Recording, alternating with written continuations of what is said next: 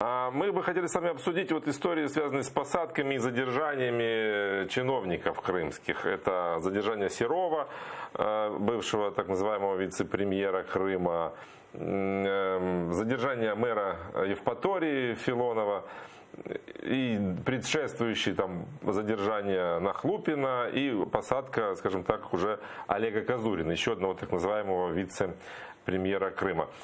Как вы считаете, вот с вашей точки зрения, можно ли говорить, что это идет борьба с коррупцией на полуострове? Я думаю, что частично можно так говорить, но, например, говорить о системной борьбе с коррупцией, на мой взгляд, все-таки не стоит, потому что коррупция начинается как раз с высших эшелонов власти и идет вниз, пронизывая все уровни власти.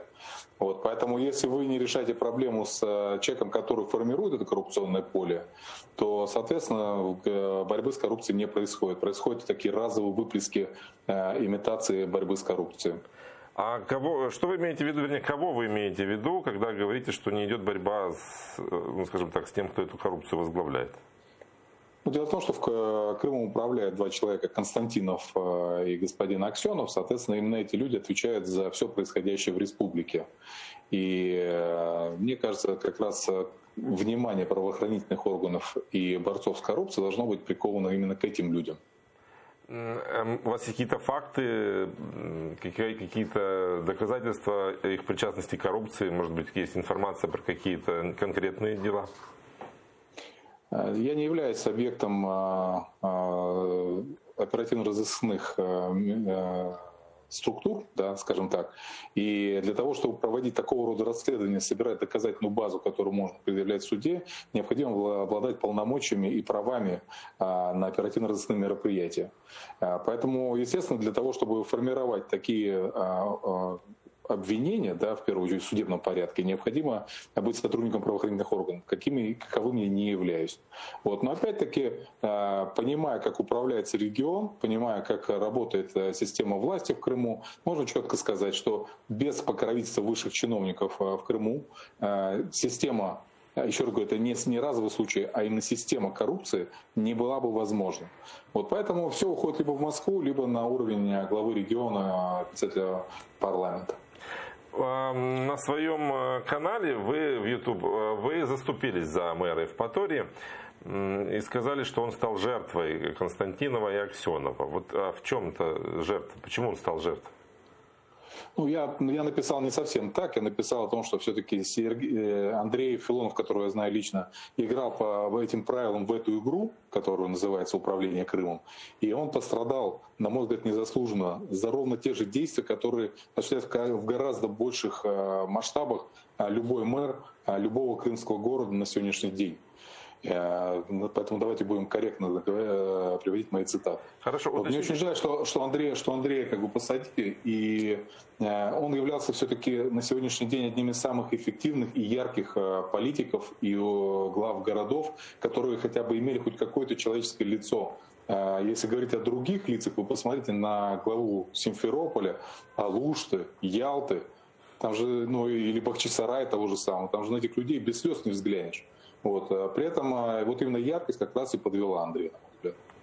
Что вы имеете в виду? Просто вам не нравится, как они внешне выглядят? В чем проблема этих мэров? Я не могу понять.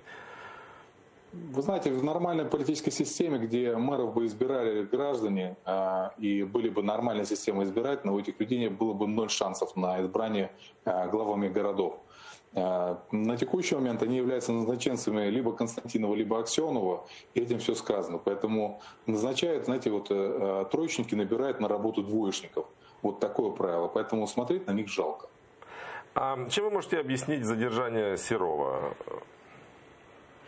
Ну, все стандартно, как обычно. Человек там просто потерял берега, и в какой-то момент просто-напросто вот даже система, которая постоянно защищает и покрывает чиновников, да, вот такая круговая порука, она просто не смогла выдержать натиск со стороны центров силы, со стороны силовиков, в первую очередь, которые накопили слишком много материалов. И, как говорится, ниточка порвалась, и вот Серов мы видим уже задержан в Москве.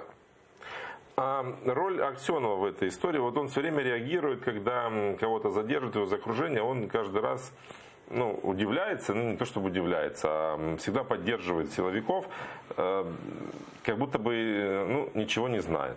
Действительно ли можно говорить о том, что он никак не связан с этими криминальными историями, которые вот есть, допустим, в его ближайшем окружении? Во-первых, вернемся к тому, что говорил несколько минут назад. Руководитель отвечает за все. То есть, если ты руководитель региона, ты отвечаешь за каждого человека, которого ты принял на работу, и за результат его работы. Поэтому, когда Аксенов делает такие круглые глаза и рассказывает сказки о том, что он ничего не знал, то у меня два вопроса. Либо ты некомпетентен и занимаешь не свою должность, и зачем тогда ты здесь сидишь на этой работе, и тебя надо увольнять. Либо ты в доле, и, соответственно, ты сознательно закрывал глаза на те нарушения, которые совершали твои подчиненные.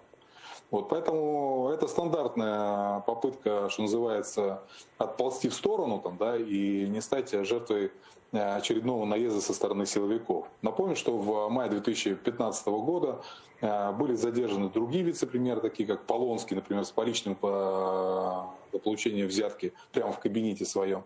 Но при этом почему-то это дело никуда не двинулось дальше. Поэтому, очевидно, Дима Полонский как бы является более приближенной персоной, чем эти люди, которые сейчас находятся в СИЗО. Ну и, кстати, пример Ростенко показывает такую же ситуацию. Понятно. Спасибо вам большое за то, что нашли время с нами пообщаться. Это был Владимир Горначук, председатель общественной организации «Чистый берег Крым». Спасибо.